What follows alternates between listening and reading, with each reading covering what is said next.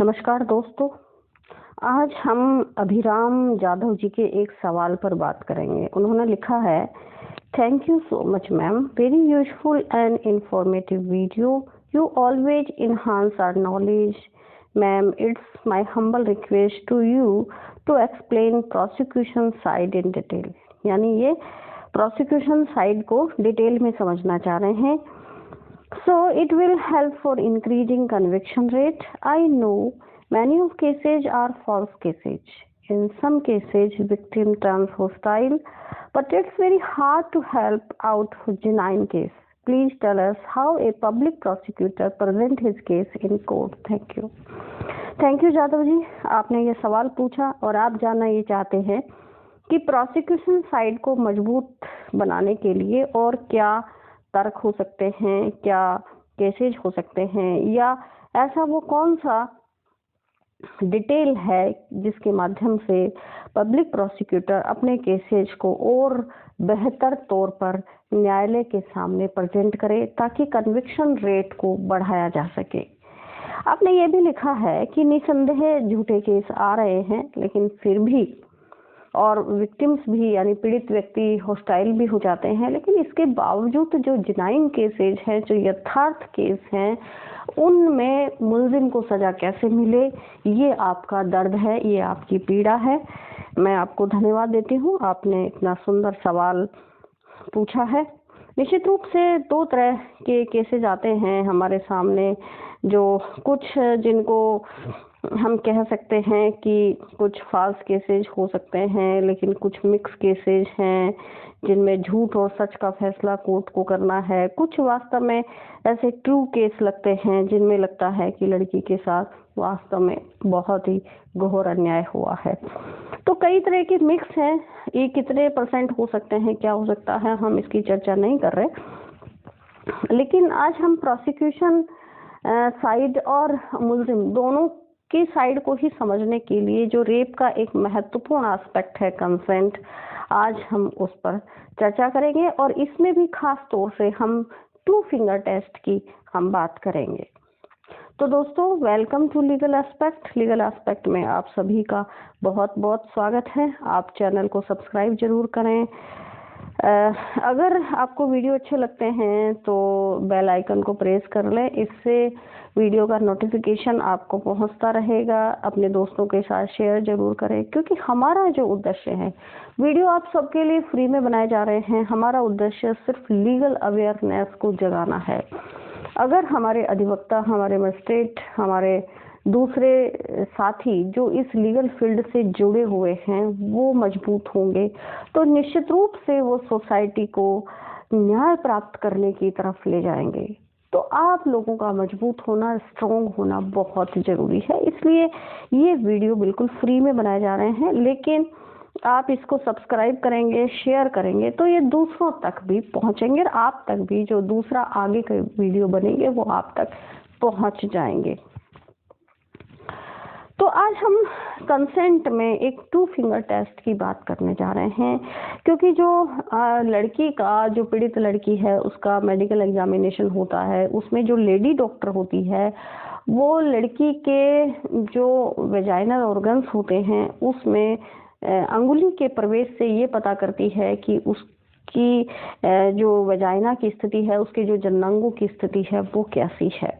तो she inserts two finger into vagina and do necessary examination. दो अंगुलियां, ये एक अंगुली जैसी भी स्थिति है, जितना भी प्रवेश कर पाती है अंगुली, उसका प्रवेश करके और वो उसका एग्जामिनेशन करती है। इसको पीवी टेस्ट भी बोलते हैं। ये medical examination of A rape victim के साथ होता है। मैं आपको एक और जानकारी बताना चाहती हूँ। हिंदुस्तान में जैसे कोई लेडी प्रेग्नेंट होती है तो जब वो अपने डॉक्टर से मिलने जाती है तो उसका भी पीवी, जो गायकोलॉजिस्ट होती हैं, जो लेडी डॉक्टर्स होती हैं, वो उसका पीवी करती हैं। यानी उसको उसके शरीर में, उसके जो प्राइवेट पार्ट्स हैं उसमें अंगुली डाल के और वो पता करती है यूटेरस की स्थिति, उसके गर्भाशय की स्थिति। तो ये हमारे यहाँ बहुत पुरानी पद्धति है ये टू फिंगर टेस्ट। तो इसको जो मेडिकल टर्मिनोलॉजी है, जो मेडिकल रिपोर्ट्स में जब डॉक्टर लड़की की उसमें 2 फिंगर इंसर्ट करके और जब रिपोर्ट देती हैं तो इस टाइप से उनकी रिपोर्ट्स में कुछ इस तरह लिखा जाता है, 2 फिंगर्स अलाउज इजीली, यानी 2 फिंगर आराम से जा रही हैं। 1 फिंगर अलाउज इजीली, 1 फिंगर जा रही है, allows easily. Hymen old torn या हाइमन ओल्ड टोन है, एन ओल्ड रैप्चर्ड है, या फिर रेडनेस ऑन वेजाइना है, यानी उसके वेजाइना में, उसके जननांगों में रेडनेस है, यानी वो लालिमा लिए हुए है। टॉर्न हील्ड, कई बार ऐसा लिखा जाता है कि वो फटी हुई है, हील हो गई है, मतलब उसमें चोटें तो थी लेकिन वो हील हो गई है। फ्रेश टोन या फिर वो फ्रेशली, यानी ताजा वो फटा हुआ है। तो इस तरह की वो रिपोर्टिंग करते हैं, ये डॉक्टर्स अपनी ओपिनियन में देते हैं। तो जनरली इनके आधार पर, जैसे फ्रेश टॉर्न है उसका वेजाइना, तो जो प्रोसिक्यूशन है वो ये मानता है कि लड़की हैबिचुअल नहीं थी सेक्सुअल इंटरकोर्स के लिए। इसी तरह 2 फिंगर अलाउज इजीली, अगर 2 फिंगर आराम से जा रही हैं तो ये माना जाता है कि शी वॉज हैबिचुअल। और इसी के आधार पर जो डिफेंस है, जो मुल्जिम है, उनके जो एडवोकेट हैं, वो अपने बचाव के बिंदु तैयार करते हैं कि लड़की की क्या स्थिति है। क्योंकि यहाँ देखिए ये प्रोसिक्यूशन साइड है, प्रोसिक्यूशन यानी सरकार का पक्ष, यानी विक्टिम का पक्ष, पीड़ित का पक्ष। सरकार की तरफ से पीड़ित का मुफ्त में मुकदमा लड़ा जाता है, निःशुल्क मुकदमा लड़ा जाता है। और आप सब जानते हैं कि उनकी तरफ से पब्लिक प्रोसिक्यूटर होते हैं जो मुकदमा लड़ते हैं। तो वहाँ जो विक्टिम का ये पक्ष होता है, विक्टिम का मुकदमा ये है कि शी वॉज असॉल्टेड सेक्सुअली, उसके साथ कोई शारीरिक हमला उस पर हुआ है, चाहे उसका बलात्कार हुआ हो या अन्य तरीके से उस पर कोई यौन हिंसा हुई हो, और नॉट कंसेंटेड, कि उसने अपनी कंसेंट नहीं दी थी, ये प्रोसिक्यूशन का कहना रहता है। मुल्जिम जो डिफेंस पक्ष है, जो अभियुक्त का पक्ष है, उनके जो एडवोकेट हैं या मुल्जिम है, वो ये कहते हैं कि सी इज हैबिचुअल येट कंसेंटेड, कि वो आदतन ऐसी है, जो विक्टिम है वो आदतन ऐसा करती रही है, बहुत सारे लोगों के साथ उसके शारीरिक संबंध रहे हैं, और ये साबित करके वो ये बताना चाहते हैं कि हमारे साथ भी जो कुछ हुआ वो उस लड़की की सहमति से हुआ। तो ये जो बलात्कार का केस है, उसकी लड़ाई की ये जो मूलभूत जड़ होती है कि वो अगर अभियोजन ये साबित कर देता है कि लड़की की सहमति नहीं थी, तो ये बलात्कार की श्रेणी में आ जाएगा, तो मुल्जिम को सजा मिलेगी। और अगर मुल्जिम पक्ष ये साबित कर देता है कि वो कंसेंटेड थी, मतलब उसने सहमति दी थी, तो फिर वो कोई अपराध नहीं है, क्योंकि एक जो 18 वर्ष से अधिक आयु का व्यक्ति है, वो यानी दोनों लड़की है, कोई भी गर्ल है, और वो 18 साल से बड़ी है, और इसी तरह कोई भी मेल है जो 18 साल से, जो किसी भी आयु का है, तो वो दोनों अगर अपनी इच्छा से शारीरिक संबंध बनाते हैं तो ये कोई अपराध नहीं है, ये एक नेचुरल क्रिया है, ठीक है। लेकिन इसमें हमने थोड़ा सा ट्विस्ट ये दिया है कि अगर लड़की की उम्र, जो गर्ल है, अगर लड़की की उम्र 18 साल से कम है, अगर उसके साथ कोई भी व्यक्ति, कोई भी मेल जो किसी भी आयु का हो सकता है, हम आईपीसी के कुछ अपवाद हटा देंगे, जैसे मान लो 12 साल से कम उम्र का बच्चा अपराध नहीं कर सकता, वो स्थिति अलग है, मैं उसमें नहीं जा रही हूँ। लेकिन जो मेल है वो उसकी बिना सहमति के या सहमति से भी, जो अगर कोई लड़की है जो 18 साल से कम उम्र की है या कोई लड़का है जो 18 से कम उम्र का है, उनकी तो सहमति या बिना सहमति भी उनके साथ कोई भी शारीरिक क्रिया होती है तो वो रेप की परिभाषा में ही आएगी, और पॉक्सो एक्ट की धारा 3 में उसको पेनिट्रेटिव सेक्सुअल असोल्ट यानी प्रवेशन लैंगिक हमला कहा जाता है, ठीक है। तो वहाँ कंसेंट का प्रश्न नहीं होता, लेकिन फिर भी इसमें जो पॉक्सो एक्ट है उसमें भी एडवोकेट कंसेंट के बिंदु पर मुकदमा लड़ते हैं। कंसेंट के बिंदु पर मुकदमा वो यूं लड़ते हैं कि उनका 2 पॉइंट होते हैं, एक तो एज का प्रश्न होता है, एक तो उनका उम्र का प्रश्न होता है, ठीक है, उम्र का प्रश्न, और दूसरा कंसेंट का प्रश्न है। पहला उनका जो डिफेंस होता है वो उम्र के बारे में यूं होता है कि अगर वो लड़की की उम्र 18 साल से, लड़की या लड़का जो भी विक्टिम है 18 साल से बड़ा साबित कर देंगे तो वो पॉक्सो एक्ट के दायरे से बाहर हो जाएंगे, तो एज के बिंदु पर वो मुकदमा लड़ते हैं, 18 साल से बाहर उसको लाने की कोशिश करते हैं। और फिर अगर कोर्ट ये मान लेता है कि ठीक है इस मामले में 18 साल से ये लड़की बड़ी थी या लड़का बड़ा था, तो फिर वो उसको कंसेंट के बिंदु पर उड़ाते हैं कि 18 साल से क्योंकि बड़ा था और कंसेंटेड था इसलिए कोई ऑफेंस नहीं हुआ। तो अब क्योंकि जिरह का मौका तो एक बार ही मिलता है क्रॉस एग्जामिनेशन का, इसलिए वो एज और कंसेंट दोनों बिंदुओं को शुरू से ही साथ लेकर चलते हैं।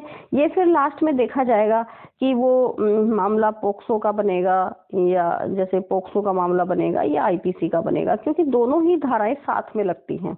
जब भी पोक्सो के तहत कोई मुकदमा आता है तो पोक्सो के साथ साथ पोक्सो एक्ट की धारा 3 है, ये धारा 3 है या जैसे 5 है, तो इन दोनों में मुकदमा जब बनाया जाता है इसमें पेनिट्रेटिव सेक्सुअल असॉल्ट का बनता है और धारा 5 में एग्रीवेटेड पेनिट्रेटिव सेक्सुअल असॉल्ट का मामला बनता है। तो इनमें बनने के साथ साथ ही उसमें धारा 376 आईपीसी के भी अलग अलग जैसी भी स्थिति है वैसे उसमें पार्ट जोड़ के आईपीसी के मुकदमा भी साथ में उसका बनता है, चार्ज दोनों ही धाराओं का लगाया जाता है। तो इसलिए एडवोकेट जो है इसमें एज और कंसेंट दोनों का बिंदु एक साथ उठाकर जिरह करते हैं। अब दोनों इन तर्कों के बीच में जो हमारा प्रोसिक्यूशन का है, प्रोसिक्यूशन ये कहता है कि एक तो हमारी लड़की 18 साल से, जो हमारा विक्टिम है वो 18 साल से कम है। पोक्सो के मामले में वो ये कहेगा क्योंकि निश्चित रूप से प्रोसिक्यूशन अपना मामला उसको पोक्सो एक्ट में लाना चाहेगा, ठीक है।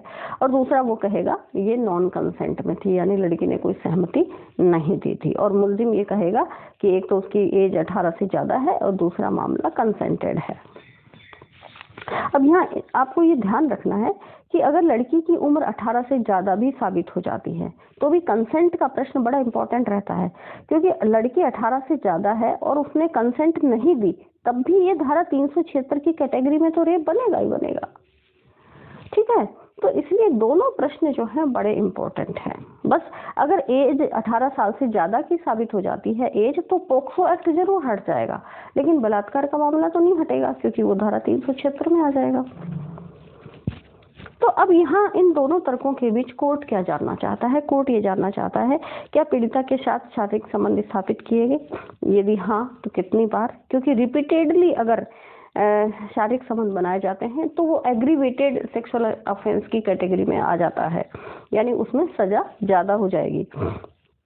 क्या उसके साथ मुलजिम ने बार बार सेक्स किया है, क्या गलत काम पहली बार हुआ है, ठीक है, ये पहली बार हुआ है और यह दूसरी बार हुआ है या ज़्यादा बार हुआ है, ये कोर्ट उसमें देखना चाहेगा क्योंकि उसी हिसाब से धाराएं इसमें लगती हैं।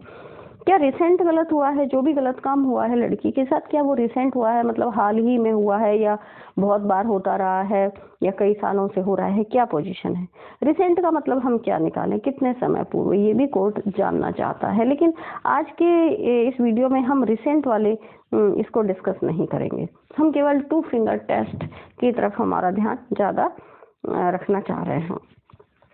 तो जो 2 फिंगर टेस्ट है is also known as a PV, per vaginal test, यानी वजाइना के अंदर अंगुली को इंसर्ट करके जो टेस्ट किया जाता है वो पीवी टेस्ट होता है, ठीक है। इसी को 2 फिंगर टेस्ट कहते हैं। What are the legal value of 2 finger test and what honourable supreme court says about it. हमारा एक बहुत बड़ा मुद्दा ये भी है आज का कि अब 2 फिंगर टेस्ट, हालांकि हम देखते हैं कि बहुत सालों से ये हो रहे हैं, जो भी प्रेग्नेंट वुमेन्स होती हैं वो भी जानती हैं इस बात को कि किस तरह ये टेस्ट किया जाता है। तो लेकिन आज के ज़माने में इस 2 फिंगर टेस्ट की रेप केसेज में क्या लीगल वैल्यू है और माननीय सुप्रीम कोर्ट ने इसके बारे में क्या कहा है। तो इसमें एक हम केस को जानना चाहेंगे, नारायण अम्मा वर्सेज स्टेट ऑफ कर्नाटका। ये नारायण अम्मा का केस है, 1994, 5 सुप्रीम कोर्ट 728, 1994 का केस है, 5 इसका वॉल्यूम है। सुप्रीम कोर्ट केसेज उस जर्नल का नाम है जिसमें ये केस पब्लिश हुआ है, 728 उसका पेज नंबर है। ये मैं आपको पहले ही सिखा चुकी हूँ कि इनको हम कैसे पढ़ा करते हैं, ठीक है। तो क्या इसमें माननीय सुप्रीम कोर्ट ने कहा है, this court held that fact of admission of 2 fingers and the hymen rupture does not give a clear indication that prosecutrix is habitual to sexual intercourse। यानी हम 2 finger का टेस्ट करते क्यों हैं? हम ये जानना चाहते हैं कि लड़की के साथ क्या बार बार इस तरह के ऑफेंस होते रहे हैं, और फिर जो मुल्जिम पक्ष है वो जब ये लड़की की ये रिपोर्ट आती है कि वो हैबिचुअल है, तो लड़की जो मुल्जिम का पक्ष है वो हमेशा से ही ये साबित करने पर तुला रहता है कि लड़की ने सहमति दी थी। तो ये बड़ा क्वेश्चन है कि after 2 finger test doctor says she is habitual.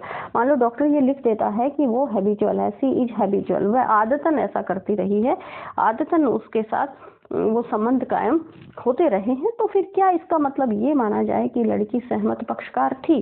तो इस संबंध में माननीय सुप्रीम कोर्ट ने ये कहा है कि एडमिशन ऑफ 2 finger यानी 2 फिंगर्स आसानी से जा रही हैं उसके जननांगों में, और हाइमन उसका रैप्चर मिला है, यानी उसका हाइमन क्षतिग्रस्त हुआ है, इसका मतलब ये नहीं है, ये कोई क्लियर कट इंडिकेशन नहीं है कि that prosecutrix is habitual to sexual intercourse. इसका मतलब हम ये क्लियर कट रूप से नहीं निकाल सकते कि वो हैबिचुअल है और उसने सहमति दी थी, ये इसका मतलब नहीं हो सकता। The doctor has to opine as to whether the hymen stood ruptured much earlier or carried an old tear। उन्होंने कहा है कि डॉक्टर को ये लिखना पड़ेगा कि ये हाइमन जो है बहुत पहले यानी पुराने रूप से रैप्चर हुआ है या ये फ्रेशली रैप्चर हुआ है। The factum of admission of 2 fingers could not be held adverse to the prosecutrix। यानी इन्होंने बहुत स्पष्ट शब्दों में ये कहा है, the factum of admission of 2 fingers could not be held adverse to the prosecutrix। अगर उसके जननांगों में 2 अंगुलियां आराम से जा भी रही हैं तो भी इसका मतलब जो विक्टिम है उसके खिलाफ हम ये निर्धारित नहीं कर सकते कि वो उसने सहमति दी थी। यानी ये जो फैक्ट है 2 फिंगर जाने का मेडिकल रिपोर्ट में, ये जो प्रोसिक्यूट्रिक्स है उसके खिलाफ नहीं जा सकता। As it would also depend upon the size of the finger inserted। उन्होंने कहा है क्योंकि ये साइज पर भी डिपेंड करेगा कि जो अंगुलियां हमने इंसर्ट की हैं उनका साइज क्या था। The doctor must give his clear opinion as to whether it was painful and bleeding on touch। Doctor को ये भी बताना पड़ेगा कि क्या जब अंगुलियां इंसर्ट की गई तो लड़की ने दर्द महसूस किया था, क्या it was painful for her, और क्या टच करने पर ब्लीडिंग भी हो रही थी। For the reason that such condition obviously relate to the hymen. क्योंकि उन्होंने कहा है कि ऐसी कंडीशन हाइमन की स्थिति को कोर्ट के सामने प्रकट करती हैं। ये इससे कोर्ट को डॉक्टर को काफी स्पष्ट रूप में अपनी राय लिखनी चाहिए, और राय नहीं, मैं तो ये मानती हूँ कि डॉक्टर को क्लियर कट फैक्चुअल पोजीशन देनी चाहिए कि पीड़िता के जो बॉडी है, जो इंटरनल पार्ट है, उनकी स्थिति क्या है। तो देखिए नारायण अम्मा वर्सेस स्टेट ऑफ कर्नाटका का ये जो केस है उसमें माननीय सुप्रीम कोर्ट ने ये कहा है कि केवल फिंगर टेस्ट के आधार पर हम ये नहीं कह सकते कि लड़की हैबिचुअल थी, और इसके आधार पर ये भी नहीं कह सकते कि उसने सहमति दी थी। इसलिए मुल्जिम पक्ष इसका फायदा टोटल रूप में नहीं उठा सकता है। वो ये क्लियर कट नहीं कह सकता कि अगर डॉक्टर ने लिखा है सी इज हैबिचुअल तो ये मान लिया जाए yes she has consented party.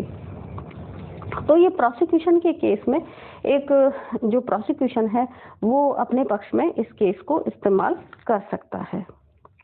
दूसरा केस है इन state of UP versus Pappu उर्फ यूनस एंड अदर। ये भी एक केस है AIR 2005 supreme court 1248, AIR 2005 supreme court 1248। ये यूपी का केस है पप्पू के मामले में। The court held that a prosecutrix complaining of having been a victim of an offense of rape is not an accomplice after the crime।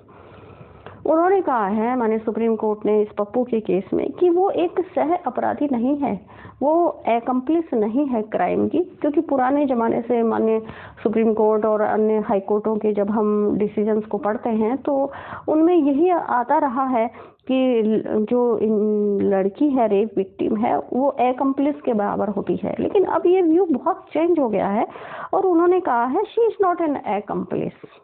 There is no rule of law that her testimony cannot be acted upon without corroboration in material particulars. उन्होंने कहा कि उसकी जो testimony है, उसकी जो बयान है, वो बिना संपुष्टिकरण के, विदाउट कोरोबोरेशन के भी पढ़े जा सकते हैं। और ऐसा कोई रूल नहीं है कि बिना कोरोबोरेशन के, बिना संपुष्टि के वो नहीं पढ़े जाएंगे। यानी कहने का अर्थ ये है कि अब ऐसा लॉ डेवलप हो रहा है और हो गया है कि अकेली लड़की के बयानों के आधार पर भी मुलजिम को, अभियुक्त को सजा हो सकती है अगर वो ये कहती है कि उसके साथ उस व्यक्ति ने रेप किया है और कोर्ट को उसके बयान ट्रस्टवर्दी महसूस होते हैं कि वो एक विश्वसनीय और सच्ची साक्षी है। अगर कोर्ट को ऐसा लगता है तो उसकी अकेली टेस्टिमनी, उसके अकेले बयान के आधार पर भी कोर्ट सजा दे सकता है।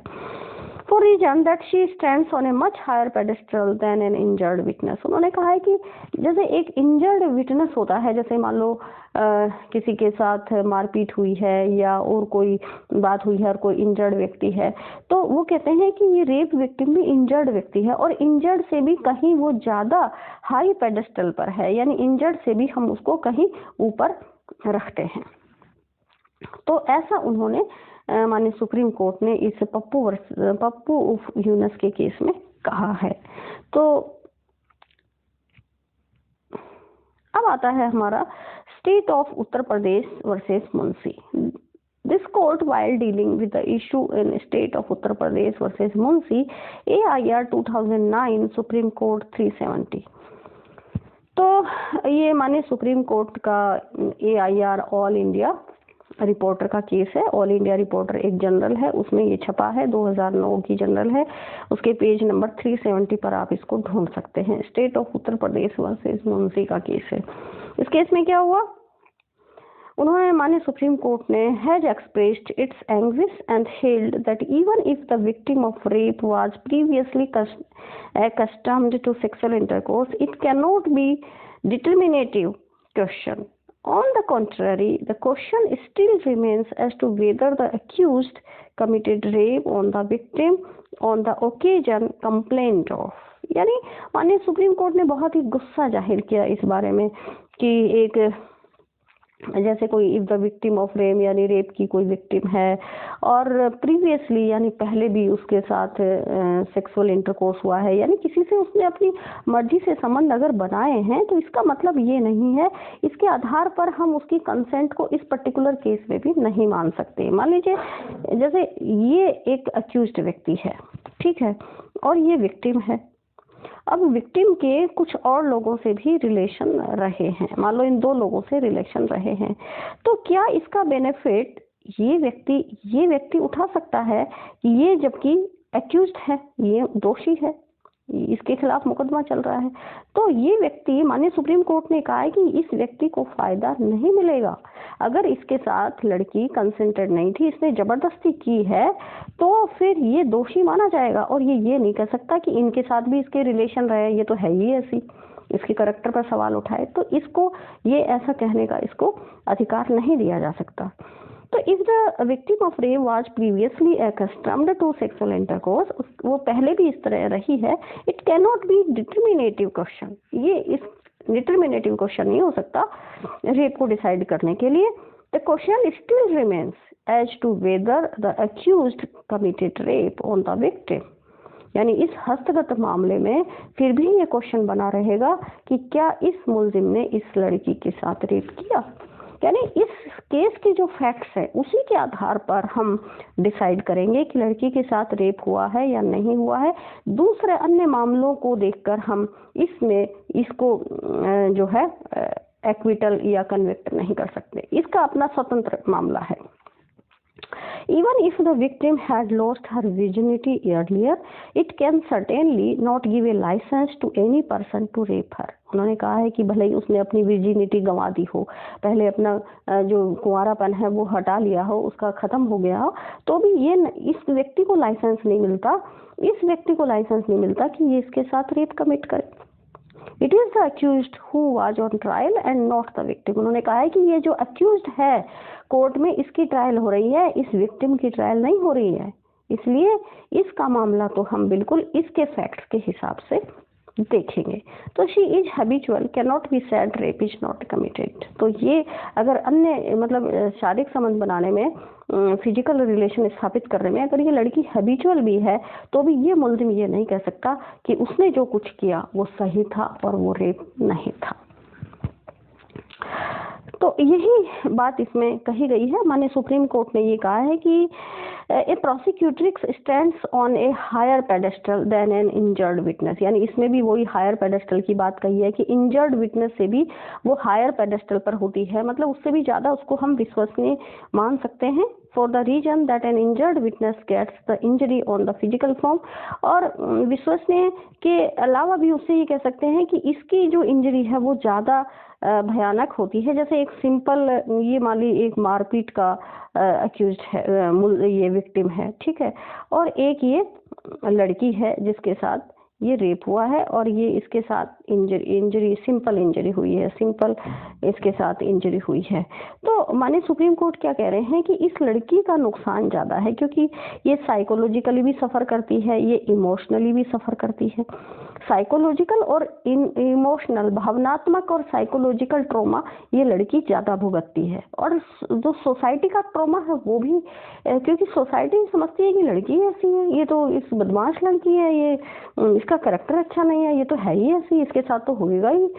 तो इस तरह के ये जो सोसाइटी में जो चल रहा है उनका, जो सोसाइटी का जो नजरिया है, तो उन्होंने कहा है इसलिए ये हायर पेडेस्टल पर है और इसके मामले को हमें और ज्यादा गंभीरता से देखना पड़ेगा। इस व्यक्ति के साथ मारपीट हो गई तो मारपीट को लोग सिंपल समझते हैं कि ठीक है इसी को फिजिकल हार्म हुआ है, लेकिन इसको साइकोलॉजिकल और कई दूसरे ट्रॉमा से गुजरना पड़ता है। फिर एक और केस है हमारे पास, Narendra Kumar versus state and city of Delhi. Narendra Kumar, state and city of Delhi का केस है, AIR में छपा है, ये भी 2012, सुप्रीम कोर्ट 2281। ये भी माननीय सुप्रीम कोर्ट का केस है 2281, और इसमें माननीय सुप्रीम कोर्ट ने क्या कहा है, this court dealt with a case where the allegation was that the victim of rape herself was an unchaste woman। यानी इसमें तो एक unchaste woman, यानी जिसको हम प्रोस्टिट्यूट टाइप कह सकते हैं, ऐसी जो एक महिला थी वो इसमें रेप की विक्टिम थी, वो रेप पीड़ित थी। एंड वुमेन ऑफ इजी विर्च्यू, उसका मतलब इजी विर्च्यू की वो महिला थी, कहने का मतलब ये होता है कि वो प्रोस्टिट्यूट थी, इसी टाइप के काम करती थी, और उसने फिर रेप का मुकदमा दर्ज कराया था। The court held that so far as the prosecutrix is concerned, mere statement of prosecutrix herself is enough to record a conviction। तो ऐसे मामले में भी जब एक महिला जो है खुद अनचेस्ट है, अपवित्र महिला है, इजी विर्च्यू की महिला है, प्रोस्टिट्यूट टाइप महिला है, और ऐसी महिला के बारे में भी माननीय सुप्रीम कोर्ट ने इतनी गंभीर बात कही है कि उसके भी मियर स्टेटमेंट, यानी केवल उसके बयानों के आधार पर, मियर स्टेटमेंट, ये देखिए मियर स्टेटमेंट ऑफ प्रोसिक्यूट्रिक्स, ऐसी जो प्रोसिक्यूट्रिक्स है, ऐसी जो अभियोक्त्री है, उसके अकेले बयानों के आधार पर भी कोर्ट कन्विक्शन कर सकता है, सजा दे सकता है।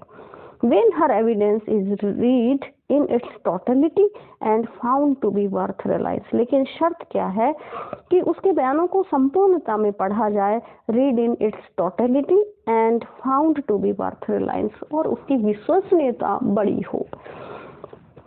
The incident in itself causes a great distress and humiliation to the victim. Though undoubtedly a false allegation of rape can cause equal distress। उन्होंने कहा है कि जब एक महिला के साथ ऐसा अपराध होता है तो उसको बहुत मानसिक यंत्रणा और ह्यूमिलिएशन से गुजरना पड़ता है, लेकिन उन्होंने ये भी कहा कि निश्चित रूप से जब हम झूठा मुकदमा दर्ज करवा देती है कोई महिला, तो वो जो मुलजिम है, वो जो पुरुष मुलजिम है, उसको भी सेम तरह की मानसिक यंत्रणा झेलनी पड़ सकती है, उसको भी सेम तरह का ह्यूमिलिएशन झेलना पड़ सकता है। ये भी है, लेकिन फिर भी अगर जहाँ केस सच्चा है, जहाँ उस महिला के बयान सही हैं, तो हम इस आधार पर उसको न्याय से वंचित नहीं कर सकते कि कुछ और लोगों से उसके संबंध सहमति से रहे थे। इस आधार पर किसी अनजान व्यक्ति को तो उसके साथ जबरदस्ती करने की इजाजत नहीं दी जा सकती। तो इन्होंने और बहुत सारे दूसरे केसेज भी आए। merely because a woman is of e.g. virtue, her evidence cannot be discarded on that ground alone, rather it is to be cautiously appreciated। उन्होंने ये भी कहा कि केवल एक महिला ईजी विर्चू की महिला है, मतलब कोई महिला अपवित्र महिला है, वो इसी तरह के कार्यों में संलिप्त रही है, तो उसकी एविडेंस को केवल इसी आधार पर हम डिस्कार्ड नहीं कर सकते, उड़ा नहीं सकते, बाहर फेंक नहीं सकते, लेकिन हमको उसका अप्रिशिएशन जो है वो ग्रेट कॉशियसली करना पड़ेगा, बहुत सावधानी पूर्वक करना पड़ेगा, और ये देखना पड़ेगा कि महिला सच तो बोल रही है। तो आज अब ये एक निश्चित रूप से ये कह दिया गया है कि महिला कोई भी हो, उस पर्टिकुलर केस में उसके एविडेंस की क्या वैल्यू है ये हम देखेंगे। और देखिए इसमें बहुत सारे ऐसे केसेज हैं, state of Maharashtra versus Madhukar Narayan Mardikar, AIR 1991 supreme court का केस है, state of Punjab versus Gurmeet Singh, ये सबसे लैंडमार्क केस है। ये जो गुरमीत सिंह वाला केस है ना, ये प्रोसिक्यूशन के लिए बहुत लैंडमार्क केस है, state of Punjab versus Gurmeet Singh. ये इसके बाद ही ये सारे केस आए हैं जो ये कहते हैं कि अकेली महिला के आधार पर भी मुलजिम को सजा हो सकती है अगर उसके बयान ट्रस्टवर्दी पाए जाते हैं। तो प्रोसिक्यूशन के लिए वंडरफुल केस है state of Punjab versus Gurmeet Singh का। AIR 1996 का केस है, हालांकि उस वक्त पोक्सो नहीं आया था, ये आप कह सकते हैं, लेकिन 376 तो था ही ना IPC का, तो IPC के 376 के संदर्भ में ही इसको कहा गया था, लेकिन पोक्सो एक्ट पर भी ये उतना ही खरा बैठता है, क्योंकि बाद के जो केसेज आए हैं उसमें जो पॉक्सो केसेज में माननीय सुप्रीम कोर्ट ने सजाएं दी है, उसमें स्टेट ऑफ गुरमीत सिंह का हवाला दिया है। तो ये बड़ा इम्पोर्टेंट केस है। और आप लोगों को जब भी जो प्रोसिक्यूशन साइड में जो प्रोसिक्यूशन के एडवोकेट हैं या जो PP हैं, पब्लिक प्रोसिक्यूटर हैं, उनको ये केसेज जो है वो कोर्ट के सामने रेफर करने चाहिए। कोर्ट को बहस अंतिम के समय जो उनका फाइनल आर्ग्यूमेंट होता है उस वक्त कोर्ट को ये बताने चाहिए, ताकि आप लोगों का जो केस है वो मजबूत हो सके। अब इसमें ये भी उन्होंने कहा है, view of provision of section 53 and 54 of the evidence act 1872, unless the character of the prosecutor itself is an issue, her character is not a relevant factor to be taken into consideration at all. Section जो 53 और 54 है evidence act का, उन्होंने भी ये कहा है कि जब तक किसी महिला का अपना चरित्र इस मामले में इशू में नहीं हो, विवादक तथ्य नहीं हो, तब तक वो उसका चरित्र जो है वो रेलेवेंट फैक्टर नहीं होगा। तो चरित्र उसका सुसंगत नहीं है, अपने आप में सुसंगत नहीं है। अब इसमें ये इन्होंने state of Punjab versus Ramdev Singh का एक बहुत ही इम्पोर्टेंट केस हमारे पास आया है, AIR 2004, ये सुप्रीम कोर्ट 1290 को केस है, state of Punjab versus Ramdev Singh. This court dealt with the issue and held the rape is violative of victims' fundamental right under Article 21। क्या मतलब सुप्रीम माने उच्चतम न्यायालय कहाँ तक पहुँच गया है कि किसी महिला के साथ बलात्कार करना उसके आर्टिकल 21 का उल्लंघन है। आर्टिकल 21 में जो मानवीय गरिमा का उसको राइट दिया हुआ है, उसके साथ टोटल उसका खिलवाड़ है। Violative of victims' fundamental right under Article 21 of the Constitution. So, the courts should deal with such cases sternly and severely. यानी बहुत ही उनको बुरी तरीके से, खतरनाक तरीके से कोर्टों को इनके साथ और मजबूत रहकर दृढ़ता से उनके साथ ऐसे केसेस के साथ निपटना चाहिए। Sexual violence, apart from being a dehumanizing act, is an unlawful intrusion on the right of privacy। कि जो रेप का अपराध है वो महिला की प्राइवेसी के अधिकार में भी इंट्रूजन है, उसके अधिकार में अंदर अनावश्यक रूप से प्रवेश करता है, इंट्रूजन करता है, डीह्यूमनाइजिंग भी करता है, डीह्यूमनाइजिंग एक्ट है, मानवीय सभ्यता के खिलाफ है। और the right of privacy and sanctity of A women, एक महिला को प्राइवेसी का राइट है, सैंक्टिटी का राइट है, और ये जो अपराध है ये उसमें अनलॉफुली इंट्रूजन करता है। It is a serious blow to her supreme honour, बहुत ही घातक चोट है उसके सम्मान के साथ, and offends her self esteem, उसके आत्मसम्मान को ऑफेंसिव ला देता है, उसको ऑफेंसिव करता है, एंड डिग्निटी एज वेल, उसके सम्मान को ठेस पहुंचाता है। It degrades and humiliate the victim, एक पीड़ित महिला को, एक पीड़ित को वो ह्यूमिलिएट करता है, डिग्रेड करता है।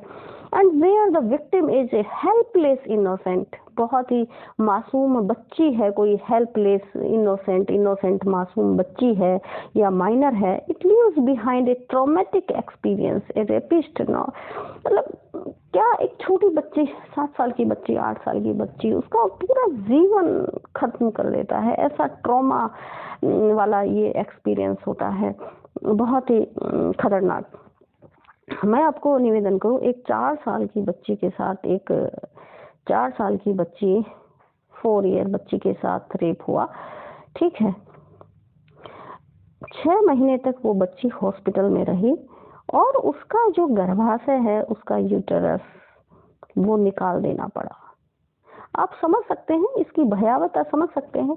अब वो जिंदगी में जब कभी उसकी शादी होगी, वो माँ नहीं बन पाएगी, वो कभी बच्चे पैदा नहीं कर पाएगी, उसका जो पूरा वैवाहिक जीवन खत्म हो गया। यानी अब वो पूरे जीवन इस ट्रॉमा को साथ लेकर घूमेगी, क्योंकि जब जब उसके साथ ऐसी विपत्ति आएगी, उसकी शादी होगी, फिर लोग उसको ये ताना देंगे कि उसके बच्चे नहीं हो रहे हैं, तो उसको ये याद दिलाया जाएगा कि ऐसा क्यों नहीं हो रहा, क्योंकि उसका ऑपरेशन हुआ था, उसके साथ रेप हुआ था और फिर उस घटना में, उस दुर्घटना में, उस क्राइम में उसका यूटेरस निकाल दिया गया था। पूरी जिंदगी का दर्द, वो एक 4 साल की बच्ची, उसका क्या कसूर है, वो हेल्पलेस इनोसेंट चाइल्ड, किसने दर्द दिया उसको। तो ऐसे जो अपराधी हैं उनको निश्चित रूप से सजा मिलनी चाहिए। और मैं आज इस सवाल से बहुत खुश हूँ कि जो पब्लिक प्रोसिक्यूटर हैं वो बहुत जिम्मेदारी से अपने कार्य का निर्वहन कर रहे हैं। तो माने जो हमारे बहुत सारे इसमें इंटरनेशनल कोवेनेंट हुए हैं, 1966 का है, इन view of international covenant on economic, social and cultural rights of 1966। ये economic, social and cultural right का एक कोवेनेंट हुआ है, यानी एक अंतर्राष्ट्रीय संधि हुई है। और दूसरी संधि 1985 में हुई है। 1985 में कौन सी संधि है? ये है United nation declaration of basic principles of justice for victim of crime and abuse of power 1985। ये एक डिक्लेरेशन यानी घोषणा पत्र जो है यूनाइटेड नेशन का हुआ है, जो न्याय के जो बेसिक प्रिंसिपल हैं, basic principle of justice for victim of crime and abuse of power, जो अपराध के पीड़ित व्यक्ति हैं और जहां शक्ति का दुरुपयोग हुआ है, वो शक्ति कैसे भी हो सकती है। शक्ति शारीरिक शक्ति भी हो सकती है, राजनीतिक शक्ति भी हो सकती है, और दूसरे जो शक्तियां हैं वो कैसे भी शक्ति हो सकती है। उन सबका दुरुपयोग जो है वो न्याय के खिलाफ है। Rape survivors are entitled to legal recourse that does not re-traumatise them. यानी ये जो सिद्धांत हैं, इनमें ये कहा गया है कि वो ऐसी लीगल प्रक्रिया उसको मिलने का अधिकार है, जो रेप सर्वाइवर्स हैं, जो बलात्कार पीड़ित हैं, जो उन अपराधों से उभरे लोग हैं, उनको ऐसा लीगल रिकोर्स चाहिए, उनको ऐसी कानूनी प्रक्रिया चाहिए, कानूनी प्रक्रिया की मदद चाहिए जो उनको बार बार ट्रोमेटाइज ना करे, उनके वायलेट देयर फिजिकल और मेंटल इंटीग्रिटी एंड डिग्निटी, जो उनके आत्मसम्मान को बार बार चोट ना पहुंचाए। They are also entitled to medical procedure conducted in a manner that respects their right to consent. अब देखिए, हम वही 2 फिंगर टेस्ट और कंसेंट पे आ रहे हैं कि ये जो दोनों संधियां हैं 1966 की और 1985 की, ये दोनों क्या कह रही हैं कि हर रेप सर्वाइवर को ऐसा मेडिकल प्रोसीजर मिले, ऐसा मेडिकल ट्रीटमेंट मिले, ऐसा मेडिकल परीक्षण मिले जो उनके प्रति उनके ये जो रेस्पेक्ट है उसको बनाए रखे, और उनके जो सहमति का जो उनका अधिकार है उस पर किसी तरह का आक्षेप ना उठाए। और medical procedure should not be carried out in a manner that constitute cruel, inhuman और degrading treatment, and health should be paramount consideration.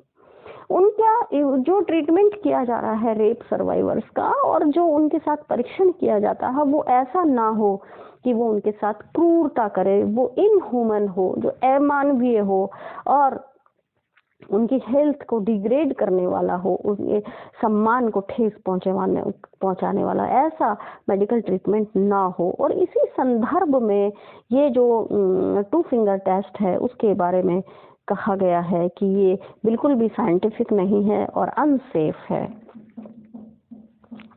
और इसलिए लीलू उर्फ Rajesh versus state of Haryana, ये 2013 का माननीय उच्चतम न्यायालय का बहुत ही इम्पोर्टेंट केस है जिसमें माननीय सुप्रीम कोर्ट ने 2 फिंगर टेस्ट के बारे में कहा। Thus, in view of the above, undoubtedly the 2 finger test and its interpretation violates the right of rape survivors to privacy। यानी ये जो 2 फिंगर टेस्ट है इससे जो रेप सर्वाइवर हैं, जो बलात्कार पीड़ित हैं, उनकी प्राइवेसी के अधिकार का उल्लंघन होता है, फिजिकल उनके राइट का उल्लंघन होता है एंड मेंटल इंटीग्रिटी, उनकी जो मेंटल इंटीग्रिटी है, जो उनका फिजिकल एंड मेंटल इंटीग्रिटी है, इसका इंटीग्रिटी का हिंदी शब्द याद नहीं आ रहा मुझे, तो उसके खिलाफ है एंड डिग्निटी, और उनकी जो प्रतिष्ठा है उसके भी खिलाफ है। Thus, this test, even if the report is affirmative, cannot ipso facto be given rise to presumption of consent। इसलिए उन्होंने कहा है कि भले ही रिपोर्ट अफर्मेटिव हो, ये कहा हो कि ये इसमें ये हैबिचुअल रही है, तो लेकिन अपने आप में उसका प्रिजम्पशन ये नहीं किया जाएगा, उपधारणा ये नहीं लगाई जाएगी कि वो कंसेंटेड थी, कि उसके साथ मतलब वो सहमत पक्षकार थी। ऐसा हम केवल 2 फिंगर टेस्ट के आधार पर, जहां ये कहा जा रहा है 2 फिंगर इंसर्ट्स इजीली, 2 अंगुलियां आसानी से जा रही थी, और जिसका मुलजिम के अधिवक्ता जो है वो कोर्ट में ये कहते हैं कि देखो 2 फिंगर इंसर्ट हो रही थी, तो ये तो इस तरह से हैबिचुअल थी ये लड़की और ये कंसेंटेड थी, मतलब ये तो सहमति से सब कुछ हुआ। ये इप्सो फैक्टो अपने आप से ही प्रिजम्पशन नहीं निकाला जाएगा, केस की पूरी टोटलिटी देखी जाएगी, पूरा केस ये चारों कॉर्नर्स में 4 कॉर्नर्स में देखा जाएगा कि ये वास्तव में इसके साथ रेप हुआ है या नहीं हुआ है। केवल एक मेडिकल रिपोर्ट के आधार पर हम ये नहीं कहेंगे कि उसके साथ नहीं हुआ और वो सहमत पक्षकार थी। अब सेक्शन 53A एविडेंस एक्ट भी नया आ गया है, 2013 के बाद में ये अमेंडमेंट हो गया है, जो आपका नया क्रिमिनल लॉ में अमेंडमेंट हुआ है उसमें ये 53 जोड़ दिया गया है। इसी के संदर्भ में evidence of character of previous sexual experience not relevant in certain cases in a prosecution for an offense under section, ये जो 354, 354A, 354B, C, D और फिर 376 A, B, C, D, E, ये जो सारे क्वेश्चन हैं, और अभी जैसे पॉक्सो एक्ट ये भी इसमें शामिल माना जाएगा कि इनमें ये जो प्रीवियस सेक्सुअल एक्सपीरियंस है उस लड़की का, उसका जो करेक्टर है प्रीवियस, ये रेलिवेंट नहीं होगा। Where the question is of consent of the victim is an issue, तो रेप मामलों में ही कंसेंट का पॉइंट इशू में आता है, विवादक तथ्य होता है। मैंने पहले ही आपको बताया कि 2 पॉइंट पॉक्सो में हम डिटरमाइन करेंगे, एज प्लस कंसेंट, 2 ही तो पॉइंट है ना। तो पॉक्सो में तो कंसेंट भी नहीं है, केवल एज ही है, और जब पॉक्सो से एज के कारण ये बाहर हो जाता है तो हम 376 में ये कंसेंट देख लेते हैं, ठीक है। तो जहां कंसेंट का बिंदु क्वेश्चन में हो, विवादक हो, तो ऐसी स्थिति में हम उसका प्रीवियस सेक्सुअल कैरेक्टर जो है वो इसको रेलिवेंट नहीं मानेंगे। देखिए, और इसके अटेम्प्ट, अगर अटेम्प्ट का अपराध है तब भी नहीं मानेंगे। जैसे एग्जाम्पल में मैं आपको दूं कि कैसे कैसे क्वेश्चन जिन्हें में वकील पूछते हैं, तुम किसी पुरुष के साथ किसी होटल में रंगरेलियां मनाते पकड़ी गई थी, ये क्वेश्चन पूछा जा रहा है। भाई मतलब आप उस लड़की के गुस्से का उस लड़की के आत्मसम्मान पर कितनी चोट पहुंचा रहे हो। एक तो वो उस अपराध के विक्टिम के रूप में वहां खड़ी है, इतने सारे लोगों के बीच में, जज साहब हैं, रीडर है, बाबू है, वकील है, प्रोसिक्यूटर है, और वकील साहब के जूनियर्स हैं, कम से कम 10 लोग तो फिर भी खड़े होते हैं, और बाहर उसका स्टेटमेंट जाता है, तुम किसी पुरुष के साथ होटल में रंगरेलियां मनाने पकड़ी गई थी, जिस मुलजिम पर वो आरोप लगा रही है कि उसने उसका चरित्र हनन किया, उसके साथ रेप किया, वो उसका इस तरह चरित्र हनन कर रहा है। ये डेरोगेटरी है, बिल्कुल डेरोगेटरी है। तो इसलिए ये 53A जोड़ा गया बाद में, 2013 के बाद में जोड़ा गया। इसी तरह past sexual history is band in rape trials, और ये 53A आ गया है। और 146 में भी, 146 जो सेक्शन है इसका, ये हमारा यहाँ रह गया है ये प्रोविजो। सेक्शन 146 जो एविडेंस एक्ट है उसमें भी ये प्रोविजो जोड़ा गया है। When the question of consent is an issue, it shall not be permissible to adduce evidence or put questions in the cross examination of the victim। 146 का provision जो है वो ये कहता है कि अगर वो धारा 354, 376 वाले अगर मैटर हैं तो क्रॉस एग्जामिनेशन में भी उस लड़की से इस तरह के सवाल उसके जनरल इमोरल कैरेक्टर के बारे में या प्रीवियस सेक्सुअल एक्सपीरियंस के बारे में नहीं पूछे जा सकते। जैसे ये मान लो एक सवाल पूछा, तुमने पहले राजूलाल के खिलाफ 376 आईपीसी का मुकदमा दर्ज कराया था। मान लो एक एक्स आदमी के खिलाफ उसने अभी रेप का मुकदमा दर्ज कराया है, तो कोर्ट में जो वकील साहब हैं वो सवाल पूछ रहे हैं, तुमने पहले भी राजूलाल के खिलाफ 376 आईपीसी का मुकदमा दर्ज कराया था। या वो ऐसे सवाल पूछते हैं, तुम्हारे राजूलाल के साथ शारीरिक संबंध रहे थे। इन प्रश्नों को नहीं पूछा जा सकता और कोर्ट 146 प्रोविजो का हवाला देकर इन प्रश्नों को बाहर कर सकती है। और निश्चित रूप से जो पीपी है, पब्लिक प्रोसिक्यूटर है, इन प्रश्नों पर आपत्ति उठा सकते हैं। अगर इस कैटेगरी के क्वेश्चन अगर आते हैं तो वो इन पर आपत्ति उठा सकते हैं और कोर्ट को भी ऐसे प्रश्न नहीं पूछने देने चाहिए। तो इसमें जो पास्ट सेक्सुअल हिस्ट्री है उसको रेप ट्रायल्स में अब बैन कर दिया गया है। 2 फिंगर टेस्ट जो है ये इस 146 का जो प्रोविजो है इसके खिलाफ है टेस्ट, क्योंकि ये टेस्ट जो है अनसाइंटिफिक मेथड से हो रहा है। और पहले बलात्कार की पीड़िता को प्रोस्टिट्यूट साबित करने की कोशिश की जाती थी, इसलिए उससे उसके चारित्रिक आचरण पर सवाल करके उसकी चारित्रिक हत्या की जाती थी। क्यों आएगी ये जो अमेंडमेंट आए हैं और जो माननीय सुप्रीम कोर्ट ने इस तरह की ये केसेस दिए हैं, ऐसी इस तरह के जो जजमेंट दिए हैं, क्यों? क्योंकि उनके चारित्रिक आचरण पर सवाल करके उनकी चारित्रिक हत्या कर दी जाती थी और फिर वो मुलजिम रेप के आरोप से बरी हो जाते थे। तो इन्हें रोकने के लिए ये संशोधन किए गए हैं। और साथ ही 2 फिंगर टेस्ट को माननीय सुप्रीम कोर्ट ने उसके फिजिकल, मेंटल इंटीग्रिटी, डिग्निटी और सर्वाइवल टू प्राइवेसी के अधिकार के खिलाफ बताया है। तो इसलिए अब ये जो है एक तरह से अनकॉन्स्टिट्यूशनल हम इसको कह सकते हैं। हालांकि डायरेक्ट उन्होंने अनकॉन्स्टिट्यूशनल शब्द यूज नहीं किया है, लेकिन इन सब के खिलाफ, ये उसकी फिजिकल, मेंटल इंटीग्रिटी, डिग्निटी, इन सब के खिलाफ है, उसके प्राइवेसी के राइट के खिलाफ है।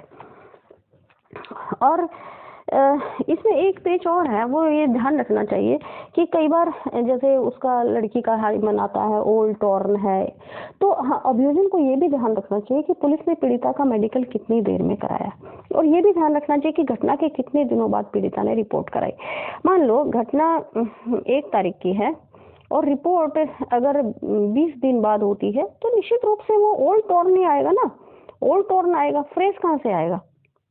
अगर हम चोटों की बात करें तो 6 घंटे के भीतर 6 से 12 घंटे की जो चोटें हैं वही तो फ्रेश होती है। 6 से 12 घंटे की चोटें फ्रेश होती हैं। तो अगर 6 से 12 घंटे के बाद में अगर किसी लड़की का हाइमन टेस्ट होता है, उसका मेडिकल परीक्षण होता है, तो वो तो ओल्ड टॉर्न में जाएगा। तो इसलिए ये ध्यान में रखना चाहिए अभियोजन को कि पुलिस ने पीड़िता का मेडिकल कितनी देर में कराया है और लड़की ने कितनी देर में रिपोर्ट दर्ज कराई है। देखिए, जो माँ बाप होते हैं, रेप एक ऐसा अपराध है, बहुत सोशल स्टिग्मा उस परिवार पर लग जाता है। और वैसे तो कोई भी क्राइम किसी के साथ हो जाए, तो जब जिसके साथ क्राइम होता है वो जानता है कि बेचारा 1-2 घंटे तो होश ही नहीं आता उसको कि मैं क्या करूं अब, क्योंकि वो अचानक से बिल्कुल उसके दिल की धड़कनें बढ़ जाती हैं, उसे समझ नहीं आता। हर व्यक्ति और जो कानून के जानकार हैं, मैं तो कहती हूँ कि उनके साथ भी अपराध हो जाए तो 2-4 घंटे तो उनको ही समझ नहीं आएगा, क्योंकि कानूनी रूप से तो वो बहुत समझते हैं, लेकिन जो सोशल स्टिग्मा है और जो उनकी साइकोलॉजी है वो तो उनके भी उस अपराध होने पर काबू में नहीं आती है।